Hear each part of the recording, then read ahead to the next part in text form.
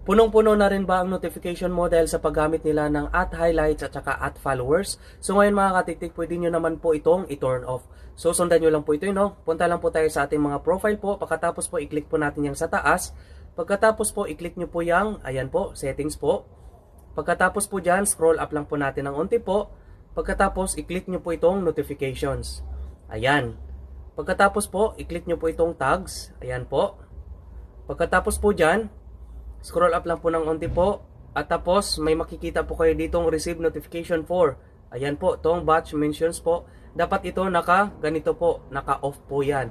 Ayan, kapag blue po, ibig sabihin naka-on po yun mga katiktik, no? So mga katiktik, ginagawa lang po ito ng kapwa content creator po na mag-highlight po at saka @followers po para once na mag-upload po sila mga katiktik ay ma-notify po ang kanilang mga followers kasi nga po dagdag din po ito sa viewers po nila mga katiktik. So sa akin po kasi is naka-turn on po.